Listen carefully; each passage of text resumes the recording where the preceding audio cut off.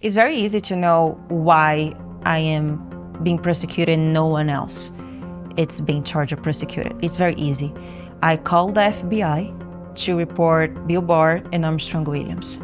I have notes of every single meeting. One meeting can be about visa for someone, or another meeting can be about January 6th or RICO case. I have a quote here that was like, Barr believes the FBI will go to Trump House soon. And one thing that I heard a lot is like how they go to prevent America to have Trump again. One thing that I learned very fast and very in the beginning is like Bill Barr is someone extremely important. And I remember the biggest conversation they had at that point, it is like what kind of charge that we can bring against Trump. And that's when Bill Barr, and I will never forget that, Bill Barr was like, we should bring RICO because it's a very difficult type of charge to defend.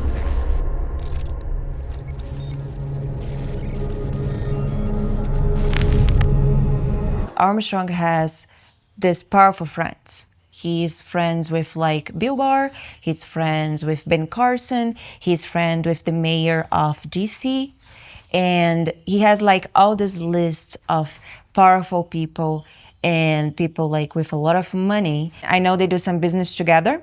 All the time Armstrong needs something, he calls Bill Barr. Like can be, for example, approve a visa for someone, he calls Bill Barr. Or for example, do some kind of lobbying with, for example, Turkish Airlines. He calls Bill Barr. Bill Barr is like the person that we call to resolve any kind of problems or situations.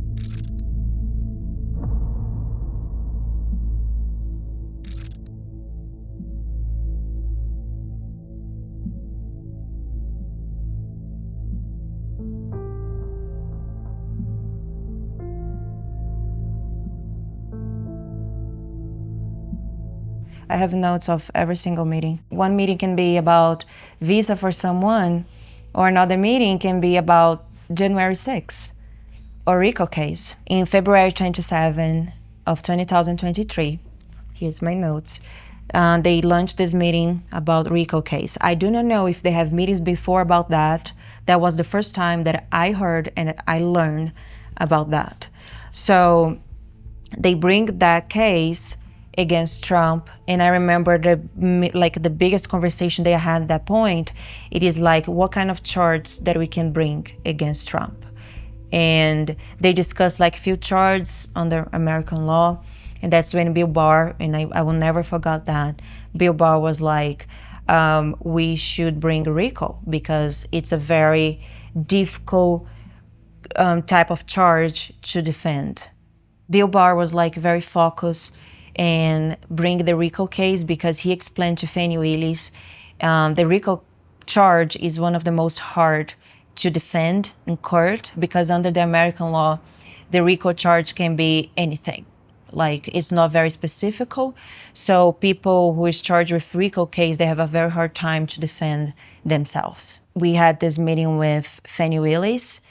At that point, I didn't have idea about her, what she worked with. I just don't know her. And she presented herself as like someone who's close to Armstrong, someone who's attorney. And all the time I was like, okay, it's just like one more meeting that we had. And then in these meetings, that's when I started to take notes and like try to keep everything that to prove that what's going on.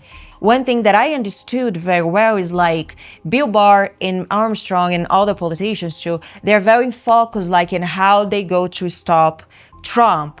And one thing that I heard a lot is like how they go to prevent America to have Trump again.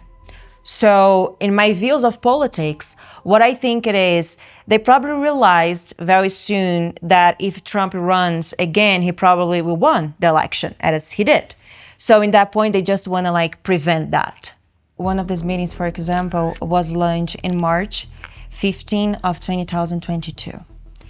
And this meeting was at Sinclair Broadcast.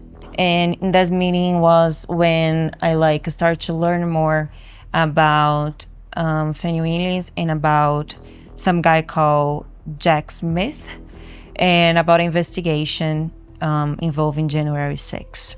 I have a quote here that was like, Barr believes the FBI will raise, and I put it in parentheses, go to Trump House soon. That's when was like, I start to learn and to be sure about what they're doing. Was like they're planning and they're create crimes and situations to go after everyone. In that meeting, we also spoke about the meeting that we had with Facebook, and the person in Facebook was helping us and giving us direction to create content against Trump and against the January 6th, was called Daniele.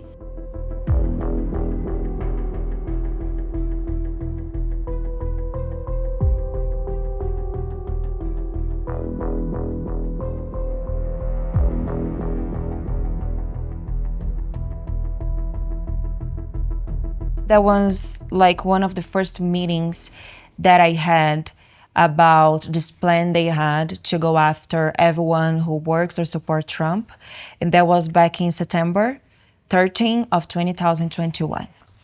So in this meeting was me, Armstrong, Shermichael, and Bill Barr by phone. And they spoke about January 6th committee. They authorized the committee to investigate the events about January 6th. We started like with some names. They also gave a lot of names here.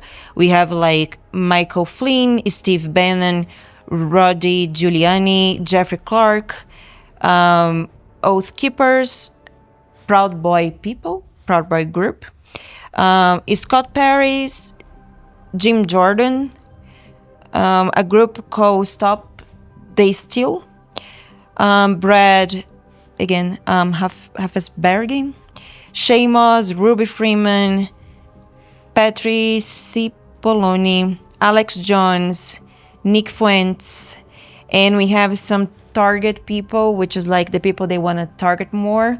And that was like Stuart Rhodes and Enrique Tarrio and Roger Stone. And here I have a quote. It was like Barr and Cheney once focused at Roger Stone, Rhodes, and Tarrio, and Bannon. And also in Kimberly Guilford, who is close to Trump.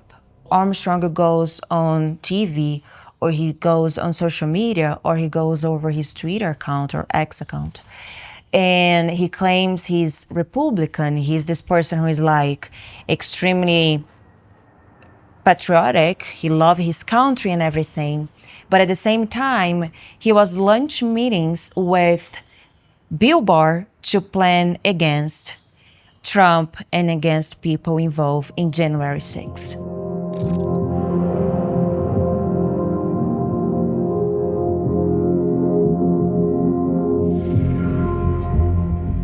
Armstrong never got caught for things that he does. He was inside of the Capitol Hill in January 6th. And then I started to understand he's never caught for that because he's friend with the mayor of DC. He was friend with the chief of police of DC. I'm talking about people who went to jail. And these people, they have families, they have lives. Some people with cancer, I know a case like with cancer, the person got arrested and went to jail because of January 6th. But at the same time, those people are there because people like Armstrong was telling them to be there, was telling them like, no, it's completely fine if you be here. And when the things start to happen over there, Armstrong is like, no, we can go inside and let's do this. So what kind of person does that with people?